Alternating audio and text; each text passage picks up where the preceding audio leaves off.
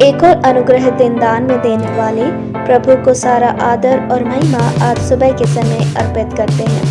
आप सभी प्रियजनों को प्रभु यीशु मसीह के नाम से मेरा स्नेह अभिवादन। कुलुस्सियों की पुस्तक उसका 2 अध्याय उसका 9वां और 10वां वचन, क्योंकि उसमें ईश्वरत्व की सारी परिपूर्णता सदैव वास करती है और तुम उसी में भरपूर हो गए हो, जो सारी प्रधानता और अधिकार का शिरोमणि है। इस अनुग्रहित वचन से प्रभु यीशु मसीह में परिपूर्णता विषय लेते हुए आज का वचन मनन करने में प्रभु हमारी सहायता करने पाए। हाँ, हम प्रभु यीशु मसीह में परिपूर्ण हैं। मनुष्य स्वयं में परिपूर्ण नहीं हो सकता, ना स्वभाव से, ना संपत्ति से, ना स्वाधीनता से। किसी भी परिश्रम से वह परिपूर्णता तक नहीं पहुंच सकता। इस अनुग्रह दिन में प्रभु किस प्रकार हमें परिपूर्ण करता है, इस विषय में मनन करने में प्रभु हमारी सहायता करे। प्रभु यीशु मसीह का जन्म, मृत्यु और पुनरुत्थान में विश्वास करके, बपतिस्मा द्वारा नया जीवन प्राप्त करके अपने आप को नीतिमान बनाने वाली संतानें ही प्रभु यीशु मसीह में परिपूर्ण हैं, ऐसा वचन हमें बताता है। परमेश्वर की सारी संपूर्णता देह रूप में प्रभु यीशु मसीह में वास करती है, इसलिए हम भी प्रभु यीशु मसीह में परिपूर्ण हैं। यह बात कितनी ही श्रेष्ठ है। जैसा वचन हमें सिखाता है कि सारे पापों से प्रभु यीशु मसीह के द्वारा हमें परिपूर्ण मुक्ति मिली है। हमारा भूतकाल, वर्तमान, भविष्य सभी के पापों से संपूर्ण मुक्ति प्रभु यीशु मसीह के द्वारा संभव होने पाई है।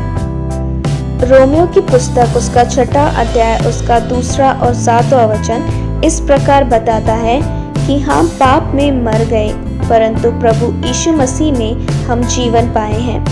प्रियो, हम पाप में मरे हुए और पापों से मुक्ति पाए हुए हैं। आप ये भूले नहीं कि पाप अपनी पूर्ण शक्ति से अपनी चालें चलता है, इसलिए प्रभु यीशु मसीह के द्वारा उसे जीतने में उत्सुक रहें।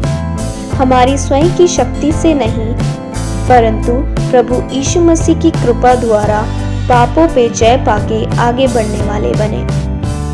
इसलिए इब्रानियों की पुस्तक उसका 7वां अध्याय उसका 25वां वचन इस प्रकार कहता है, इसलिए जो उसके द्वारा परमेश्वर के पास आते हैं वह उनका पूरा उद्धार कर सकता है, क्योंकि वह उनके लिए विनती करने को सर्वदा जीवित है।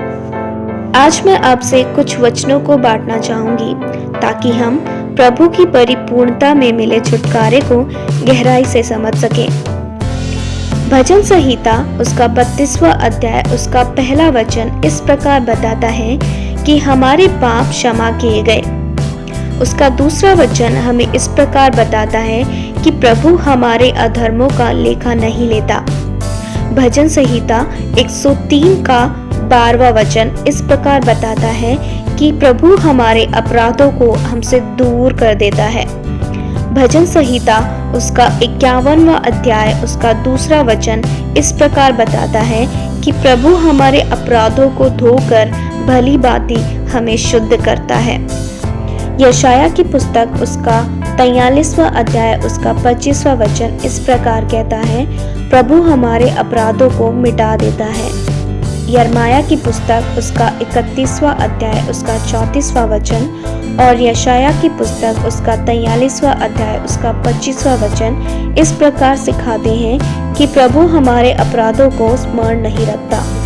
कुलुस्सियों की पुस्तक उसका 2 अध्याय उसका 14वां वचन इस प्रकार कहता है, और विधियों का वह लेख जो हमारे नाम पर और हमारे विरोध में था मिटा डाला और उसे क्रूस पर कीलों से जड़कर सामने से हटा दिया। मीका उसका 7वां अध्याय उसका 18वां और 19वां वचन सिखाता है कि वह हमारे अपराधों को ढांप देता है और हमारे पापों को गहरे समुद्र में डाल देता है। हॉलैंड नाम के राज्य में एक विश्वासी परिवार में पली बड़ी हुई एक विश्वासी बहन का नाम था कॉरी बो। दूसरे विश्व युद्ध में उन्होंने बहुत सी पीड़ाएं सही, परंतु प्रभु की कृपा से वो छुड़ाई गई। इस बहन को यह विश्वास था और व्यक्तिगत जीवन में वो अनुभव करती थी कि प्रभु ने हमारे पापों से हमें छुड़ाया है। मीका की किताब उसका 7वां अध्याय उसका 19वां वचन जिस प्रकार कहता है कि हमारे पापों को प्रभु गहरे समुद्र में फेंक देता है, वह इस वचन पे बहुत विश्वास करती थी। इन वचनों से एक बार बहन ने इस प्रकार कहा, जब प्रभु हमारे अपराधों को क्षमा करता है तो वह उसे गहरे समुद्र में फेंक देता है और वहां आगे से मछली पकड़ना मना है, ऐसा एक सूचना पट लगा दिया जाता है। इसलिए प्रियो, प्रभु यीशु मसीह के द्वारा सारे पापों से मुक्ति पाकर हम परिपूर्ण हुए हैं। सुने गए वचनों द्वारा प्रभु आपको बहुत से आशीषित करे।